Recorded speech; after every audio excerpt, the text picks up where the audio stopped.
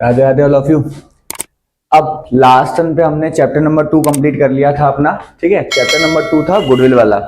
Almost सारे question जितने थे मैंने करवा दिए। अब चैप्टर नंबर 3 हमारा स्टार्ट हो रहा है, change in profit sharing ratio among the existing partner. होता क्या है मैं आपको बता दूं। एग्जाम्पल लेते हैं जरा। ए बी सी 3 पार्टनर थे, है ना, ध्यान से देखिएगा। ए बी सी 3 पार्टनर थे और मान के चलते हैं 3, 2 और 1 का पीएसआर। पीएसआर मतलब profit sharing ratio. ABC 3 partner थे और वो 3, 2, 1 के रेशियो में अपना प्रॉफिट शेयरिंग रेशियो डिस्ट्रीब्यूट करते थे। अब हुआ क्या, सी को लगा कि यार मेरे साथ तो नाइंसाफी हो रही है, मतलब ए और बी बढ़िया प्रॉफिट शेयर डिस्ट्रीब्यूट कर रहे हैं अपने अंदर, लेकिन मुझे केवल सबसे कम प्रॉफिट में हिस्सा मुझे ही मिलता है और मैं इनका पार्टनर भी हूं और मैं काम भी सारे करवाता हूं। इन शॉर्ट कहने वाली बात ये हुई कि सी को ये लगा कि यार मेरे साथ गलत हो रहा है और मुझे सबसे कम प्रॉफिट में हिस्सा मिलता है, तो मैं इनके साथ पार्टनरशिप में क्यों रहूं।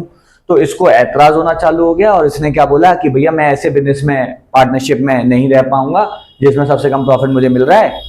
आप एक काम कीजिए, पीएसआर चेंज कीजिए। आप एक काम कीजिए, पीएसआर चेंज कीजिए। तो सी ने कहा अच्छा, मैं तभी आपके पास काम करूंगा जब आप प्रॉफिट शेयरिंग रेशियो चेंज करोगे। ए और बी ने कहा कि हाँ अच्छा, आपको अगर पीएसआर चेंज करवाना है तो ठीक है हम कर देंगे, लेकिन हमारी कुछ कंडीशंस हैं, है ना। हम आपका पीएसआर चेंज तो कर देंगे, चलिए मान लीजिए चेंज करके उन्होंने डिसाइड करा कि हम इक्वल रख लेते हैं। ठीक है, इक्वल रख लेंगे अगर पीएसआर, तो उस केस में क्या हो जाएगा, ए का और बी का हिस्सा भी क्या हो जाएगा, कम हो जाएगा। मतलब जो पहले ओल्ड रेशियो चल रहा था हमारा 3, 2, 1 का, सी को ऐसा लगा कि नहीं भैया मेरे साथ गलत हो रहा है तो मैं ऐसे काम नहीं करूंगा, तो आप मुझे काम कीजिए, पीएसआर चेंज कर दीजिए। इसको बोला ए को और बी को कि पीएसआर चेंज कर दो, तो उन्होंने चेंज कर दिया। और जब तीनों के बीच में डिसाइड हुआ तो नया प्रॉफिट शेयरिंग रेशियो हो गया इनका 1:1:1। तो जब भी किसी पार्टनर को ऐसा लगे कि नहीं मैं एग्जिस्टिंग बिजनेस के अंदर जो भी मैं पार्टनर हूं उसमें मुझे प्रॉफिट का हिस्सा कम मिल रहा है, तो वो चाहे तो पीएसआर चेंज कराने के लिए बोल सकता है, लेकिन राजी होने चाहिए सारे पार्टनर। जब सारे पार्टनर राजी हो जाएंगे उस चीज के लिए, तब तब पीएसआर चेंज किया जा सकता है। अब यहां पर चैप्टर का नाम क्या है, change in profit sharing ratio among the existing partner.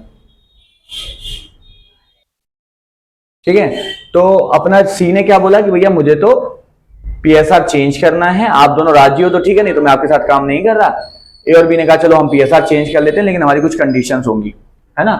Conditions क्या होंगी मैं आपको थोड़ी देर बाद में बताऊंगा। मतलब ये लोग राजी हो गए पीएसआर चेंज करने के लिए। तो बस चैप्टर का नाम क्या है, change in profit sharing ratio among the existing partner. जब भी कोई कंफ्लिक्ट होगा, जब किसी पार्टनर को लगेगा कि नहीं हमारा प्रॉफिट शेयरिंग रेशियो इतना नहीं इतना होना चाहिए, तो जब सारे पार्टनर राजी होंगे तो आप अपना प्रॉफिट शेयरिंग रेशियो चेंज कर सकते हैं। लेकिन प्रॉफिट शेयरिंग रेशियो चेंज करना इतना आसान नहीं है। जब हम लोग अपना प्रॉफिट शेयरिंग रेशियो चेंज करते हैं तो हमारी कंपनी का क्या हो जाता है, रिकंस्टिट्यूशन हो जाता है। रिकंस्टिट्यूशन हो जाता है हमारी कंपनी का। अब रिकंस्टिट्यूशन क्या होता है ये समझना है, मैं आपको बताता हूं। पार्टनरशिप डीड के बारे में तो सब जानते होंगे। पार्टनरशिप डीड क्या होता है, जब हम लोग पार्टनरशिप का बिजनेस स्टार्ट करते हैं तो जो रिटन डॉक्यूमेंट होता है उसको हम लोग पार्टनरशिप डीड कहते हैं। जो रिटन डॉक्यूमेंट होता है उसको हम लोग पार्टनरशिप डीड कहते हैं। उस डीड के अंदर सब कुछ लिखा होता है कि कौन कितने कितने पार्टनर हैं, जैसे एबीसी 3 पार्टनर हैं, 3, 2, 1 का रेशियो होगा, एक्सेट्रा। तो जब भी कंपनी के टर्म्स एंड कंडीशन जो डीड में लिखे हैं, टर्म्स एंड कंडीशन में अगर कुछ भी चेंज होगा तो उसको रिकंस्टिट्यूशन करना कहते हैं। उससे हमारी पार्टनरशिप डीड भी चेंज हो जाती है। पुरानी वाली पार्टनरशिप खत्म हो जाती है और नई वाली पार्टनरशिप हम लोग क्रिएट करते हैं। नई पार्टनरशिप डीड बना करके उसको कहते हैं reconstitution of the firm. Reconstitution of firm मतलब मान के चलिए ए बी सी 3 पार्टनर थे और 3, 2, 1 का रेशियो था।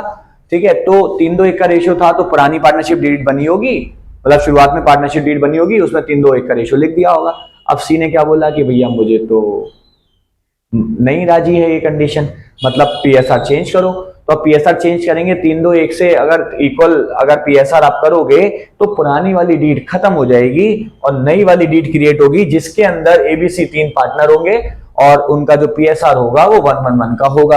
तो पुरानी डीड खत्म हो जाएगी, नई डीड बनेगी, तो उसको रिकंस्टिट्यूशन ऑफ फर्म कहते हैं।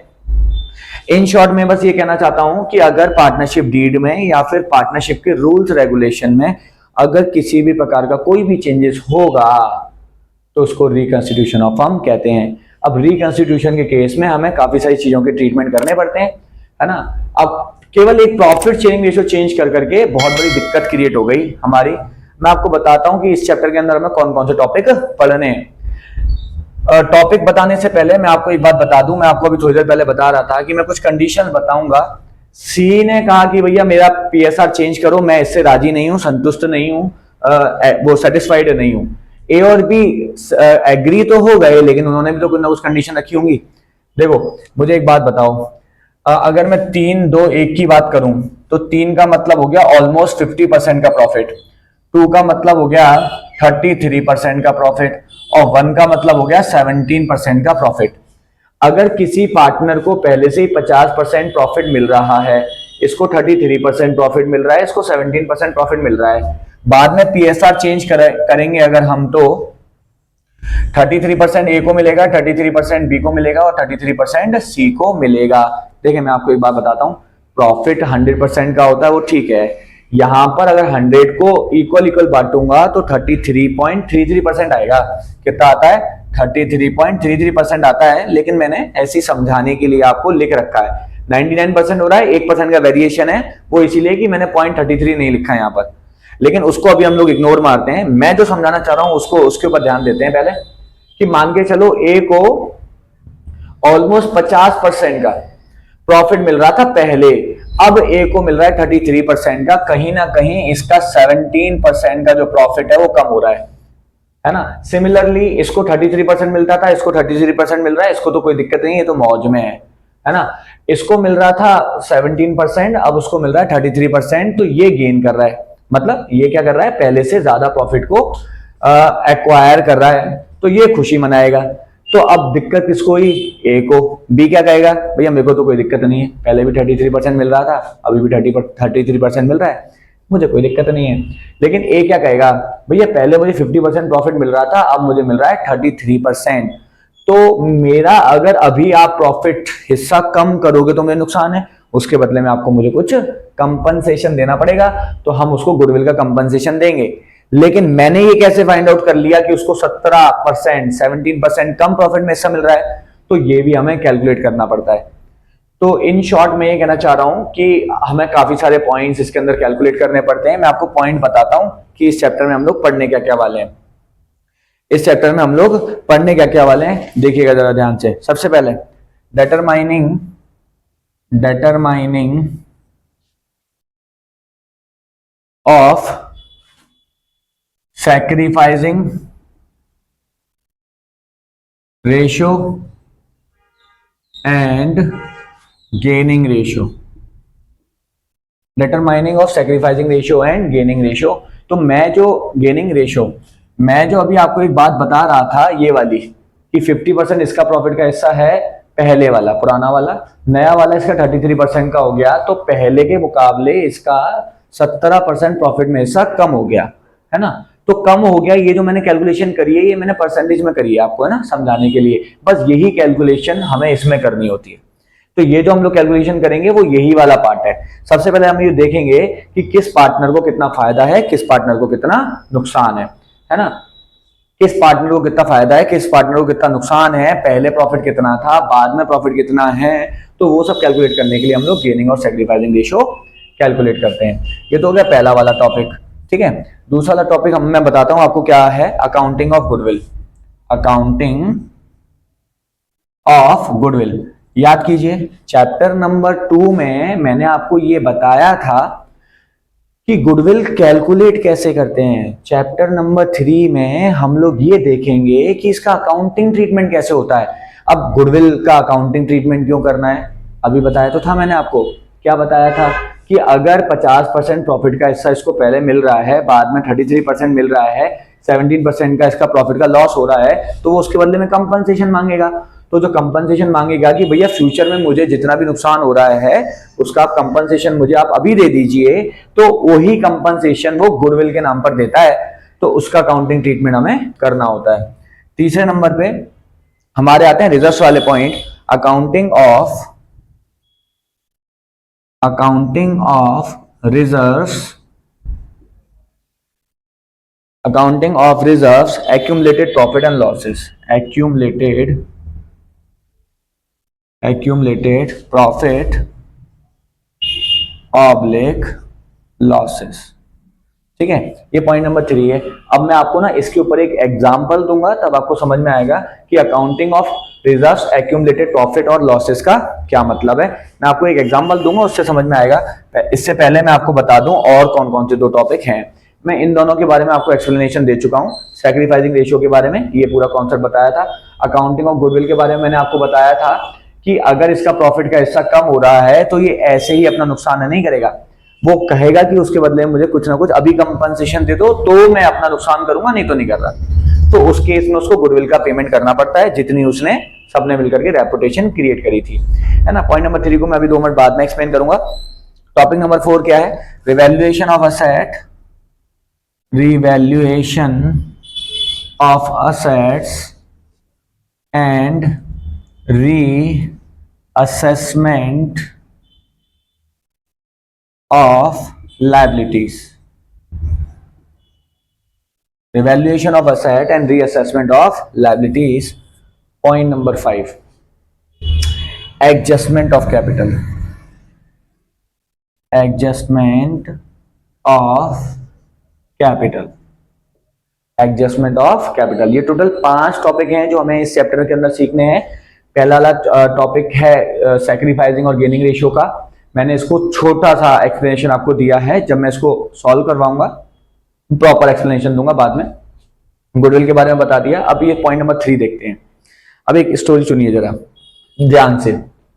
मान के चलिएगा एबीसी 3 पार्टनर थे, है ना। ध्यान से मान के चलते हैं हम लोग, एबीसी 3 पार्टनर थे और इनका जो प्रॉफिट शेयरिंग रेशियो था वो था 2-2-1 का। इनका जो प्रॉफिट शेयरिंग रेशियो था वो था 2-2-1 का। सी ने कहा भैया नहीं, मुझे पीएसआर चेंज करना है क्योंकि मेरा ही प्रॉफिट सबसे कम है, आप लोगों का प्रॉफिट ज्यादा है। ठीक है, तो इस केस में सी ने क्या कहा कि आप पीएसआर चेंज कीजिए, अगर आप करेंगे तो मैं आपके साथ में काम करूंगा, अन्यथा मैं आपके साथ काम नहीं कर रहा। ए और बी राजी हो गए, जैसे कि मैंने आपको लास्ट वाले केस में भी बताया था, लेकिन उन्होंने कंडीशन रख दी। ठीक है, मान लेते हैं कि इन्होंने जो प्रॉफिट शेयरिंग रेशियो चेंज किया तो इक्वल कर लिया प्रॉफिट शेयरिंग रेशियो। अब ध्यान से सुनिएगा, मान के चलिए इनका जो बिजनेस स्टार्ट हुआ था वो हुआ था 2015 में।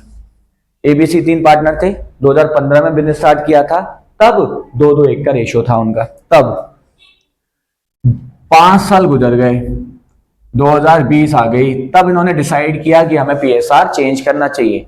अब मैं आपको एक एग्जांपल देता हूं, है ना। मान के चलिए कंपनी को पहले साल में 1 लाख रुपए का, 1 लाख रुपीस का क्या हुआ था प्रॉफिट। कंपनी को क्या हुआ था, फर्स्ट ईयर में 1 लाख रुपीस का प्रॉफिट हुआ था। उसमें करना क्या होता है, सीधी सी बात है, कंपनी को अगर 1 लाख रुपए का प्रॉफिट हुआ है तो 2-2-1 के रेशियो में बांटो, काम खत्म करो। कंपनी को अगर 1 लाख रुपए का प्रॉफिट हुआ है तो 2-2-1 के रेशियो में बांटो और काम खत्म करो, है ना। लेकिन इन्होंने क्या बोला, ना, पूरा 1 लाख रुपए नहीं बांटेंगे, अभी नई कंपनी ओपन हुई है, फ्यूचर में हमें पैसे की जरूरत पड़ सकती है, तो अगर अभी हमने पूरा 1 लाख रुपए बांट लिया, फ्यूचर में पैसे की जरूरत पड़ी तो क्या कटोरा लेकर भीख मांगेंगे? पार्टनर्स के पास जाएंगे घर पे, भैया दे दो, भगवान के नाम पे दे दो, 10,000 दे दो, 20,000 दे दो, जितने की भी जरूरत होगी, है ना। तो कंपनी ने क्या बोला कि हमें भीख मांगने वाली कंडीशन रेस नहीं करनी है, हम एक काम करते हैं 20,000 रुपए होल्ड कर लेते हैं। 20,000 रुपए होल्ड कर लेते हैं, मतलब 1 लाख रुपए के प्रॉफिट में से 20,000 रुपए होल्ड कर लेते हैं, जर्नलिज्म में डाल देंगे। अगर फ्यूचर में जरूरत पड़ेगी तो हम इस पैसे को यूज करेंगे। अगर फ्यूचर में जरूरत पड़ी, कोई एसेट लानी है या कुछ भी करना है या ज्यादा एक्स्ट्रा माल खरीदना है, जो भी XYZ, तो हम 20,000 रुपए को यूज कर सकते हैं क्योंकि हमने होल्ड करके रखा हुआ है, हमें किसी पार्टनर से मांगने की जरूरत नहीं है, किसी के सामने कटोरा लेकर के भीख मांगने की जरूरत नहीं है। अब 1 लाख रुपए के प्रॉफिट में से आपने 20,000 रुपए साइड करके रख दिया, अब आपके बचे कितने, 80,000 रुपए। आपके कितने रुपए बचे, 80,000 रुपीज आपके पास बचे। अब आपने उस 80,000 को ना A, B और C में बांट दिया। A, B और C में अगर हम लोग इसको बांटेंगे तो कितने का हिस्सा आएगा, 2-2-1 का। एक काम करते हैं, मैं थोड़ा सा एग्जांपल चेंज कर देता हूं क्योंकि इक्वल रेशियो है तो डिवाइडेड बाय 3 करना पड़ेगा। 1 लाख की जगह पर मैं कर देता हूं इसको 90,000 रुपीज, ठीक है, और इसको कर देता हूं मैं 30,000 रुपीज। तो यहां पर रह गए मेरे पास 60,000 रुपीज। ये वाला एग्जांपल ले लेते हैं क्योंकि इजीली डिविजिबल हो जाएगा, है ना। तो मान के चलते हैं कि 90,000 रुपए का प्रॉफिट था, 30,000 रुपए हमने डिसाइड किया कि जर्नलिज्म में हम लोग होल्ड कर रहे हैं, तो बचा कितना हमारे पास 60,000।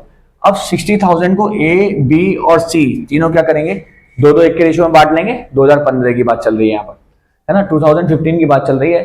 तो 2-2-1 के रेशियो में 60,000 को बांटेंगे, कितना आएगा, 12-24, 24,000, 24,000 एंड 12,000। सही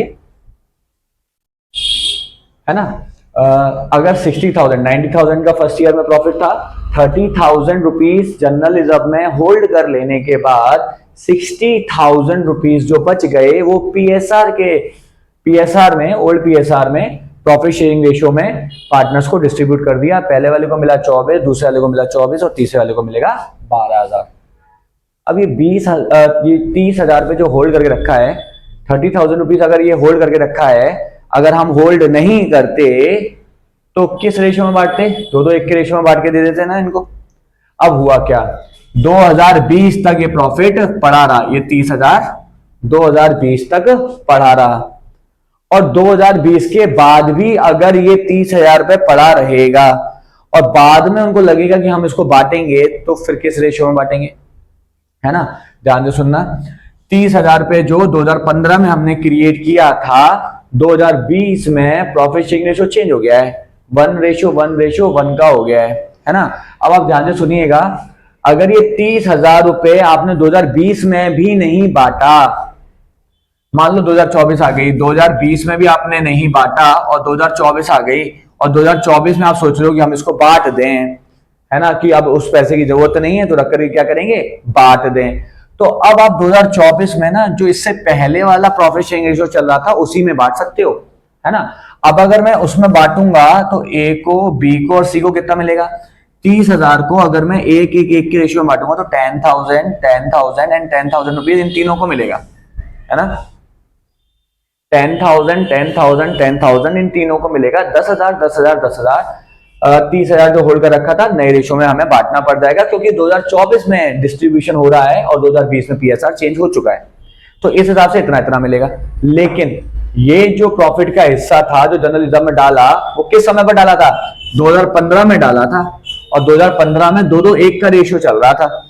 अब अगर मैं उसी समय इसको बांट देता, उसी समय अगर मैं बांट देता तो ए बी सी को कितना मिलता, वो देखिए जरा, 30,000 का 2-2-1, 6, 12, 12, 6, सही है।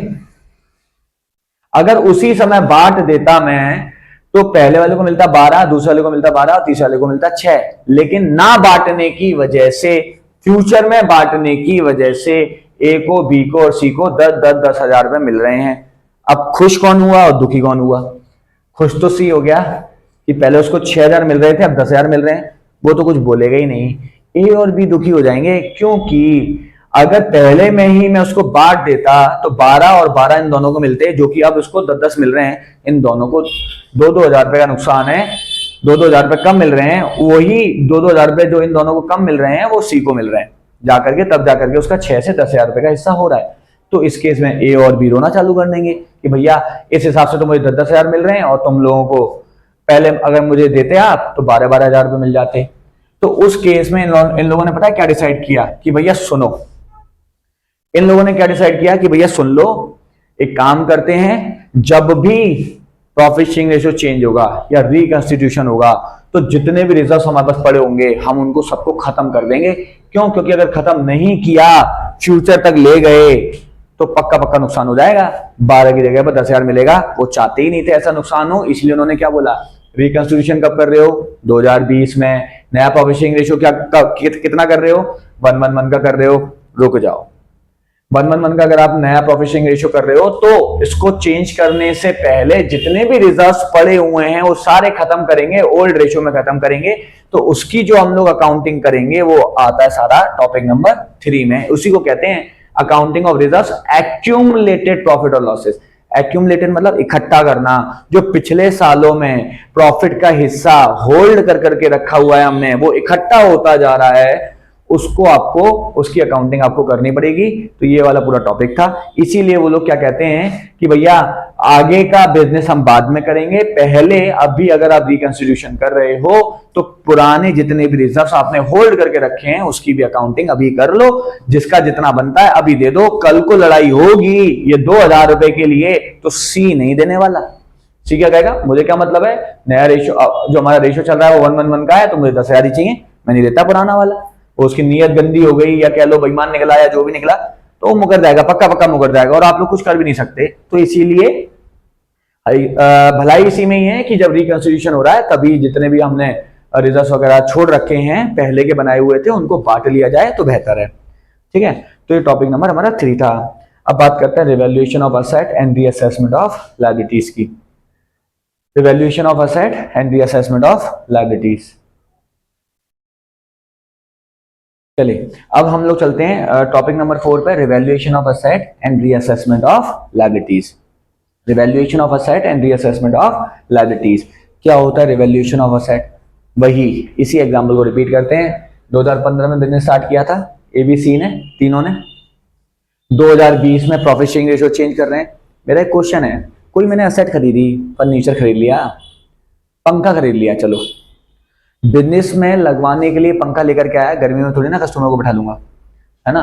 तो पंखा लेकर के आया, मान लो 5,000 रुपए का लेकर के आया, 2,000 रुपए का पंखा लेकर के आया, फैन लेकर के आया 2,000 रुपए का, ठीक है। 2015 में लेकर के आया फैन, मैंने 5 साल फैन चला लिया, 2,000 रुपए का फैन था, अगर मैं 5 साल बाद उसको बेचूंगा तो क्या 2,000 में बिक जाएगा?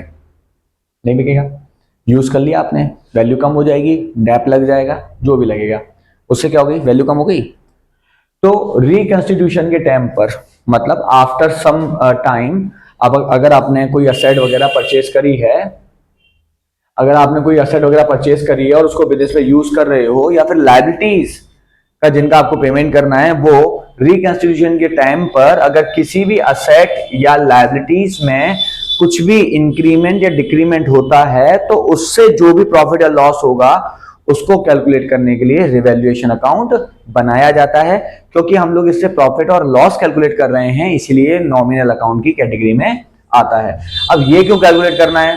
ये हमें इसलिए भी कैलकुलेट करना है क्योंकि जब हम रिजर्व्स में होने वाले प्रॉफिट या लॉस किसी को देना नहीं चाहते, पुराने वाले में बांटना चाहते हैं, तो ऐसे ही असेट की वैल्यू भी जितनी हमने मानी थी कि हाँ शुरुआत में इतने की खरीद करके लेकर के आए हैं, परचेज कर करके लेकर के आए हैं, ठीक है, कुछ समय बाद उतने की नहीं रहती है, तो उससे भी कंपनी में फायदे या नुकसान, प्रॉफिट या लॉसेस हो जाते हैं। तो उसको भी हम लोग पुराने वाले रेशो में और जो पुराने वाले एग्रीमेंट में है उसको दे दबा कर खत्म करेंगे और नक्की करेंगे, उसके बाद ही नए वाले कॉन्ट्रैक्ट के अंदर हम लोग जाएंगे, नए वाले एग्रीमेंट के अंदर हम लोग जाएंगे। तो इसलिए रिकंस्टिट्यूशन के टाइम पर हमें revaluation of asset and reassessment of liability भी करना पड़ता है। रिवैल्यूएशन ऑफ असेट मतलब असेट की वैल्यू दोबारा से कैलकुलेट करना कि अभी प्रेजेंट में उसकी वैल्यू कितनी है, और रीअसेसमेंट ऑफ लायबिलिटी का मतलब ये है कि जिन जिन लोगों को जितना जितना पेमेंट देना है उनसे हम लोग पता करें कि आप कितना लेंगे कितना नहीं लेंगे, है ना। और लास्ट टॉपिक है हमारा adjustment of capital. Adjustment of capital क्या होता है? मान के चलिए जब ए ने, बी ने और सी ने बिजनेस स्टार्ट किया था 2:1 के रेशो में, तो उसी हिसाब से उन्होंने कैपिटल भी लगाई होगी, 2 लाख रुपए की कैपिटल, 2 लाख रुपए की कैपिटल और 1 लाख रुपए की कैपिटल, है ना। तो मान के चलिए 2:1 के रेशो में अगर उन्होंने पार्टनरशिप में एंट्री ली है तो कैपिटल भी उन्होंने उसी हिसाब से लगाई। लेकिन अब सी क्या कहता है कि नहीं भैया ऐसे काम नहीं चलेगा, मेरे को प्रॉफिट का हिस्सा बराबर दो, जैसे तुम दोनों बराबर बराबर ले रहे हो, ज्यादा ले रहे हो, मुझे भी अपने जितना दो, है ना, मतलब इक्वल दे दो, तीनों इक्वल लेने चाहिए। तो ए और बी ने क्या कहा, ठीक है कोई दिक्कत नहीं है, पहले आपको प्रॉफिट कम मिल रहा था तो आपने कैपिटल भी तो कम लगाई थी, अब आपको प्रॉफिट भी हमारे बराबर मिल रहा है तो कैपिटल भी तो हमारे बराबर लगाओ। इन शॉर्ट अगर प्रॉफिट शेयरिंग रेशियो चेंज हुआ, है ना, नया रेशियो जो आ गया, तो आपकी पुरानी वाली कैपिटल भी नए रेशियो में एडजस्ट होनी चाहिए। एडजस्ट मतलब कि आपको जितना प्रॉफिट मिल रहा है उसी हिसाब से आपकी कैपिटल होनी चाहिए, हम उसको कैलकुलेट करेंगे। अगर कम होगी कैपिटल तो आप लेकर के आओगे, ज्यादा होगी तो लेकर के जाओगे, तो उसको कहते हैं adjustment of capital. Total 5 topic थे। तो हम 5 वाले टॉपिक पे थे, एडजस्टमेंट ऑफ कैपिटल के बारे में मैंने आपको बता दिया था, ठीक है। अब इस पे चलते हैं दोबारा से। अब स्टार्ट करते हैं एक एक कर करके कि क्या किसके क्या फॉर्मूले होते हैं और कैसे हम लोग इसको सॉल्व करेंगे, है ना। इसको मैं रेस कर रहा हूं, ये 5 टॉपिक हमें सीखने हैं और 5 को मैंने अच्छे से एक्सप्लेन कर दिया हुआ है, ठीक है। अब देखिएगा जरा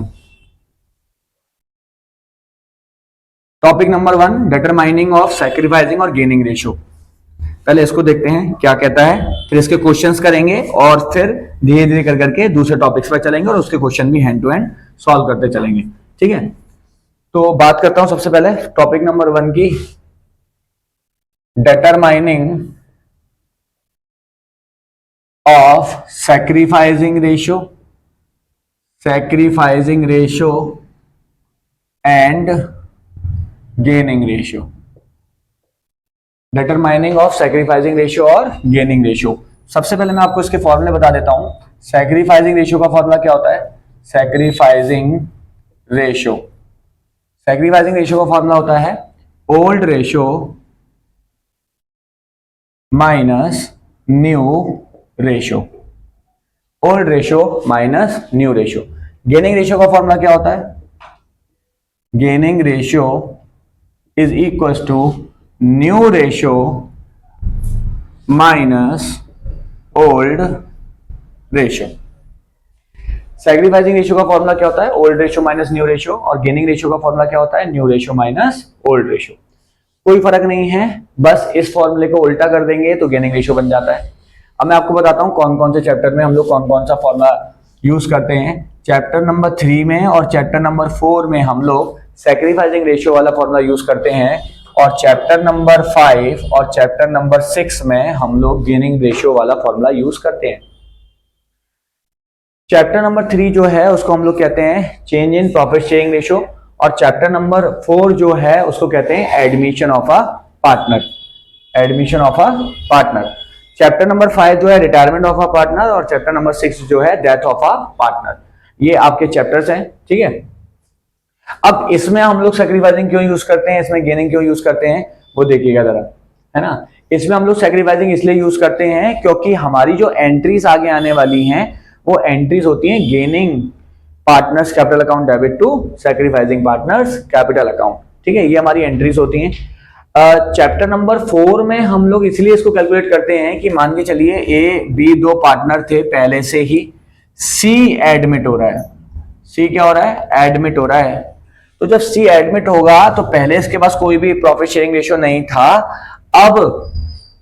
अब जो है वो कुछ ना कुछ प्रॉफिट गेन कर रहा है किसी से, तो नया वाला पार्टनर ऑलवेज गेन ही करता है। तो अब ऐसी बात है, गेन करेगा तो क्या करेगा, कहीं ना कहीं इसको प्रॉफिट का हिस्सा मिल रहा है तो इन्हीं से छीना जाएगा, कहीं ना कहीं इसको अगर प्रॉफिट का हिस्सा मिल रहा है तो इन्हीं से ही छीना जाएगा, इन्हीं दोनों से छीना जाएगा, तो इनका प्रॉफिट शेयरिंग रेशियो कम हो जाएगा। अगर इन दोनों का प्रॉफिट शेयरिंग रेशियो कम हो गया तो वो सैक्रिफाइस ही करते हैं, इसीलिए हम लोग सैक्रिफाइसिंग रेशियो निकालते हैं चैप्टर नंबर 4 में, क्योंकि 2 पार्टनर सैक्रिफाइस कर रहे हैं तो सैक्रिफाइस निकालना ज्यादा आसान है हमारे लिए।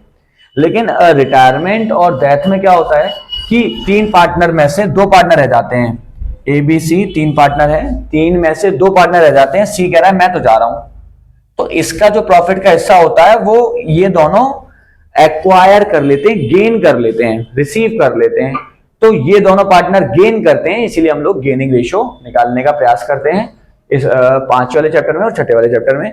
डेथ में भी ऐसा ही होता है, ठीक है। तो ये तो हो गया हमारे सैक्रिफाइसिंग रेशियो और गेनिंग रेशियो। अब ये होता क्या है मैं आपको बता दूं, ध्यान से देखिएगा इसको भी, जरा ध्यान से देखिएगा इसको भी, ठीक है। तो सैक्रिफाइसिंग रेशियो और गेनिंग रेशियो के बारे में मैंने आपको बता दिया, ठीक है। अब इस सैक्रिफाइसिंग रेशियो होता क्या है मैं आपको बता दूं, उसको समझिए जरा। ए बी और सी 3 पार्टनर थे, ए बी और सी 3 पार्टनर थे, जैसा कि मैंने आपको बताया था। मान के चलिए ओल्ड रेशियो कितना है इनका, 2:1 का, 2:1 का इनका ओल्ड रेशियो है, ठीक है। अब इन्होंने क्या किया, प्रॉफिट शेयरिंग रेशियो ये लोग चेंज करना चाहते हैं, इक्वल करना चाहते हैं, सही है। अब अगर मैं इसकी बात करूं तो इसका हिस्सा कितना है 40%, इसका कितना है 40%, और इसका हिस्सा कितना है 20%। 2:1 के हिसाब से ये 40, ये 40, ये 20 है, और 1:1 के हिसाब से ये हो गया 33% और 33%, ठीक है। देखिएगा जरा, पुराना प्रॉफिट का हिस्सा जो है इसका 40% का था, अब नया वाला रह गया 33% का। इसका मतलब क्या है, इसका प्रॉफिट का हिस्सा कम हो रहा है, इसका प्रॉफिट का हिस्सा कम हो रहा है, इसका भी प्रॉफिट का हिस्सा कम हो रहा है, लेकिन इसका प्रॉफिट का हिस्सा बढ़ रहा है। इसका हो गया 40 से 33, 40 से 33, इसका हो गया 20 से 33, इसका बढ़ गया ना, और इन दोनों का क्या हो गया, कम हो गया। तो जब भी कोई पार्टनर अपने प्रॉफिट शेयरिंग रेशियो को कम कर लेता है पहले के मुकाबले, तो जितना वो कम करता है वही उसका सैक्रिफाइसिंग रेशियो होता है। सैक्रिफाइसिंग रेशियो का मतलब क्या है कि वो अपने प्रॉफिट को कितना कम कर रहा है, कितना सामने वाले को दे रहा है। गेनिंग रेशियो का मतलब क्या होता है कि पहले किसी पार्टनर के पास कम प्रॉफिट का हिस्सा था, अब उसको प्रॉफिट का हिस्सा ज्यादा मिल रहा है, तो वो पहले से ज्यादा प्रॉफिट अर्न करने का हकदार होगा। तो जितना ज्यादा उसको मिलेगा तो वो हिस्सा वो क्या कर रहा है, गेन कर रहा है, किसी और से ले रहा है। ठीक है, तो गेनिंग पार्टनर कौन होते हैं, गेनिंग रेशियो क्या होता है मैं आपको बता दूं, जिसका भी रेशियो पहले के मुकाबले बढ़ जाएगा, किसी भी पार्टनर का अगर रेशियो पहले के मुकाबले बढ़ जाएगा तो वो गेन करेगा, और किसी का पहले के मुकाबले कम हो जाएगा तो वो सैक्रिफाइस करेगा, है ना। तो उसको सैक्रिफाइसिंग और गेनिंग कहते हैं, इतना आपको पता होना चाहिए। ठीक है, होपफुली आपको ये टॉपिक समझ में आ गया होगा। अब इसके कुछ प्रैक्टिस क्वेश्चंस हैं वो ट्राई करते हैं, ठीक है, उसके बाद हम बाद में डिस्कस करेंगे। अभी हम लोग कुछ प्रैक्टिस क्वेश्चन ट्राई करेंगे, इसके देखिएगा जरा। क्वेश्चन नंबर 1, क्वेश्चन जो भी होगा आपको मिल जाएगा, स्क्रीन पर है ना। मैं आपको बताता हूं क्वेश्चन क्या कह रहा है, इधर लिख देता हूं शॉर्ट में। दो पार्टनर हैं, जैक एंड बरबोसा, जैक और Barbossa are the two partners. उनका जो प्रॉफिट शेयरिंग रेशियो है वो है 2 और 1 का प्रॉफिट शेयरिंग रेशियो है। It was decided by them to share profits equally. ये इनका दे रखा है ओल्ड रेशियो। क्या दे रखा है, ओल्ड रेशियो। नया रेशियो कितना दे रखा है कि वो इक्वल बांटना चाहते हैं। कहता है गेनिंग और सैक्रिफाइसिंग रेशियो बता दो। कहता है सैक्रिफाइसिंग रेशियो बता दो और गेनिंग रेशियो बता दो। सैक्रिफाइसिंग रेशियो बता दो और गेनिंग रेशियो बता दो। गेनिंग रेशियो, ये दो चीजें पूछी गई हैं हमसे। ठीक है, सॉल्व करते हैं जल्दी से, देखेगा। सैक्रिफाइसिंग रेशियो का फॉर्मूला क्या होता है, मैं दोनों फॉर्मूले नहीं लगा रहा हूं, एक ही फॉर्मूला लगाऊंगा, उसी से बता दूंगा कि कौन गेन कर रहा है कौन सैक्रिफाइस, है ना। तो सबसे पहले मैं लगा रहा हूं sacrificing ratio. Sacrificing ratio is equal to, आपको तो पता ही है सैक्रिफाइसिंग रेशियो का फॉर्मूला क्या होता है, old ratio minus new ratio. Sacrificing ratio का फॉर्मूला क्या होता है, old ratio minus new ratio. ठीक है, अब हम लोग निकाल रहे हैं पहले जैक का, जैक, फिर निकालेंगे बरबोसा का, बरबोसा। ठीक है, ओल्ड रेशियो कितना है 2/3 और 1/3, तो इसका आ जाएगा 2/3 और इसका आ जाएगा 1/3। इसको कैसे लिखते हैं मैं आपको बता दूं, 2 ऊपर आ गया, 1 ऊपर आ गया, इन दोनों का टोटल 3 इधर इधर आ जाएगा। ठीक है, सिमिलरली नया रेशियो कितना है 1 और 1 का, तो -1/2 -1/2, 1 इसका ऊपर आ गया, 1 इसका ऊपर आ गया, इन दोनों का टोटल नीचे डिनोमिनेटर में डाल दिया। अब हम लोग इसका एलसीएम ले लेंगे, 3 और 2 का एलसीएम 6, इसका इसमें क्रॉस मल्टीप्लिकेशन 4, इसका इसमें 3, 1/6 आ रहा है। अगर सैक्रिफाइसिंग रेशियो का फॉर्मूला लगा रहे हैं और आंसर पॉजिटिव में आ रहा है तो वो पार्टनर सैक्रिफाइस ही करता है। अब इसका कैलकुलेट करते हैं हम लोग, 3 और 2 6, इसका इसमें मल्टीप्लाई करेंगे 2, इसका इसमें मल्टीप्लाई करेंगे 3, माइनस का 1/6 आ रहा है। मैं यहां पर गेनिंग रेशियो लगाने नहीं बैठूंगा, मैं सैक्रिफाइसिंग रेशियो लगा करके ही ये फाइंड आउट कर लूंगा कि कौन पार्टनर गेन कर रहा है कौन सैक्रिफाइस। अगर सैक्रिफाइसिंग लगा करके आंसर पॉजिटिव में आ गया तो सैक्रिफाइस कर रहा है, और अगर सैक्रिफाइसिंग रेशियो का फॉर्मूला लगा करके आंसर माइनस में आ रहा है तो वो फिर गेन करता है, उल्टा हो जाता है। ठीक है, अब क्वेश्चन में हमसे यही पूछा था कि मुझे गेनिंग और सैक्रिफाइसिंग रेशियो बता दो। ये ना, ये सैक्रिफाइस कर रहा है, जैक क्या कर रहा है सैक्रिफाइस कर रहा है, और बरबोसा क्या कर रहा है गेन। एक चीज आपको ध्यान रखनी है कि जो पार्टनर जितना सैक्रिफाइस कर रहा है दूसरा वाला उतना ही गेन करना चाहिए। और वैसी बात है, ये अपना प्रॉफिट कैसा छोड़ेगा तो कोई ना कोई तो वो करेगा ना, एक्वायर करेगा। तो 1/6 अगर ये छोड़ रहा है तो ये बरबोसा क्या करेगा 1/6 एक्वायर कर लेगा। तो इसीलिए दोनों का रेशियो सेम आना चाहिए, सैक्रिफाइसिंग और गेनिंग सेम आना चाहिए, नहीं तो हमारा क्वेश्चन गलत हो जाएगा। होपफुली आपको क्वेश्चन नंबर फर्स्ट समझ में आ गया होगा। स्क्रीनशॉट ले लीजिए इसका। 2-3 क्वेश्चन और ट्राई करेंगे, ठीक है। देखिए नेक्स्ट क्वेश्चन पे चलते हैं अब।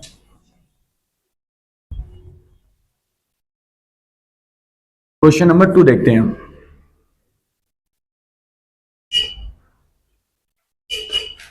क्वेश्चन नंबर 2 देखते हैं। पार्टनर्स के नाम है ललित,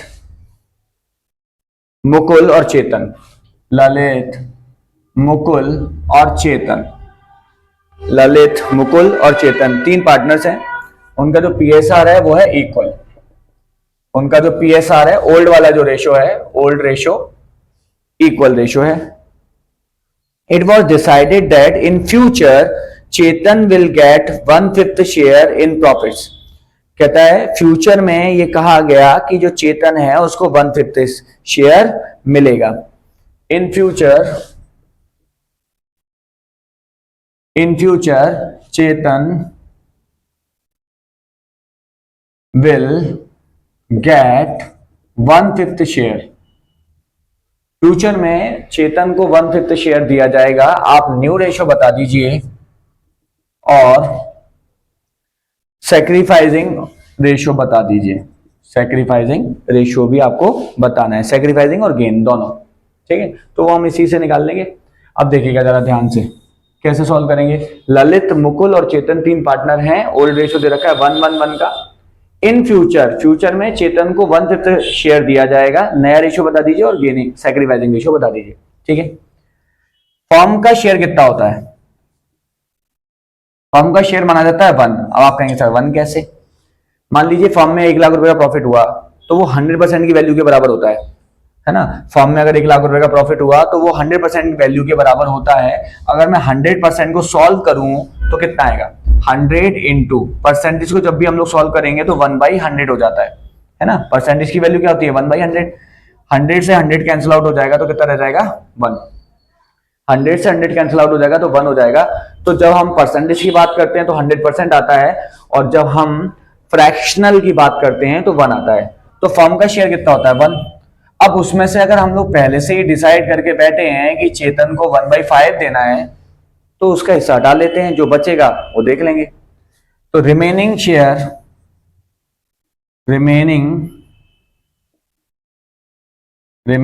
शेयर आफ्टर चेतन के बाद हमारे पास प्रॉफिट का हिस्सा कितना बचेगा? अगर पूरी फर्म का हिस्सा 1 है, चेतन को अगर हम लोग 1/5 देंगे तो 4/5 रह जाएगा।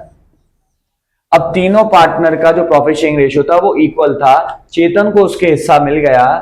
अब ललित और मुकुल का रह गया है। तो ललित और मुकुल क्या करेंगे? उनका पुराना हिस्सा कितना था? इक्वल। पुराना हिस्सा कितना था? इक्वल। तो ये लोग क्या करेंगे? जो बचा हुआ हिस्सा है उसको इक्वल बांट लेंगे। तो मैं ललित का शेयर बता रहा हूं कितना आएगा। ललित का शेयर कितना आएगा? 4/5 का आधा कर देंगे। जब ये दोनों आपस में बराबर हिस्सा ले रहे हैं तो आधा करने के लिए 2 से डिवाइड मार देंगे। तो ये जाएगा 2 बार, ये जाएगा 1 बार, 2/5 इसका आ गया ललित का। इसके बाद मुकुल का निकालते हैं।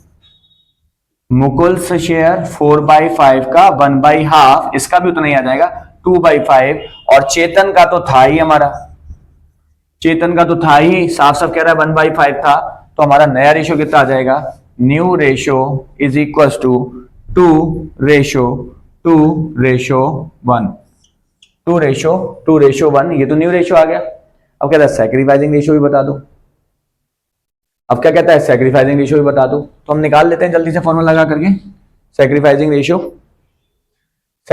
Ratio is equal to old ratio minus new ratio. ठीक है, निकाल लेते हैं किसका कितना है। तीनों का निकालेंगे, ललित, मुकुल और चेतन, तीनों का निकाल लेते हैं। पता चल जाएगा कि किसका कितना आ रहा है। ठीक है, तो अब ओल्ड रेशियो कितना है? ओल्ड रेशियो तीनों का इक्वल, मतलब 1/3 और 1/3 माइनस माइनस माइनस। नया रेशियो कितना आ गया? नया रेशियो आएगा हमारा, न्यू रेशियो मैंने यहां पर लिख रखा है 2:1 का, तो 2/5 2/5 और 1/5। ठीक है, अब इसका एलसीएम ले लेते हैं। 3 और 5 का 15 एलसीएम आएगा, इसका इसमें मल्टीप्लीकेशन 5, इसका इसमें मल्टीप्लीकेशन 6, माइनस का 1/15। ये क्या कर रहा है, गेन कर रहा है। ये क्या कर रहा है, गेन। मैं वैसे ही ओरली बता देता हूं। 1/3 का मतलब होता है 33%, 2/5 का मतलब होता है 40%। पहले उसको 33 मिल रहा था, अब उसको 40 मिल रहा है, तो सीधी सी बात है वो गेन कर रहा है। अब इसकी देख लेते हैं हम। 15, इसका इसमें मल्टीप्लीकेशन 5 माइनस 6, यहां पर भी आ रहा है माइनस का 1/15, ये भी गेन कर रहा है। सैक्रिफाइसिंग रेशियो का फॉर्मूला लगा रहा हूं और आंसर माइनस में आ रहा है, दैट मींस गेन कर रहा है। और तीसरा वाला देखते हैं, 15 एलसीएम 5 माइनस 3, तो यहां पर आ जाएगा 2/15। ये क्या कर रहा है, सैक्रिफाइस, क्योंकि सैक्रिफाइसिंग रेशियो का फॉर्मूला लगा रहा हूं और आंसर प्लस में आ रहा है। और मैंने आपको एक बात बताई थी लास्ट वाले क्वेश्चन में, देखो सैक्रिफाइस कितना कर रहा है, 2/15, 2/15। गेन कितना कर रहा है, 1/15 और 1/15। तो 1/15 और 1/15 हो गया 2/15, तो टोटल गेन हो गया 2/15 और सैक्रिफाइस भी हो गया 2/15। बराबर आना चाहिए। जितने भी पार्टनर गेन कर रहे हैं उन सबका टोटल, और जितने भी पार्टनर सैक्रिफाइस कर रहे हैं उनका टोटल बराबर आना चाहिए, तो हमारा क्वेश्चन सही है, वरना गलत है। तो ये दोनों 1/15 गेन कर रहे हैं और ये सैक्रिफाइस कर रहा है। दो चीजें पूछी थी उसने कि नया रेशियो बता दो, ये रहा 2:1 का, और सैक्रिफाइसिंग रेशियो बता दो और गेनिंग रेशियो बता दो, तो ये रहा। होपफुली आपको समझ में आ गया होगा, आप इसका स्क्रीनशॉट ले सकते हैं। ठीक है, आगे के क्वेश्चंस और भी हैं, 2-3 क्वेश्चंस और हैं इस टॉपिक में, वो हम लोग नेक्स्ट टर्न पे डिस्कस करेंगे। ठीक है, आज के लिए यहीं पर रोकते हैं, वाइंड अप करते हैं। राधे राधे।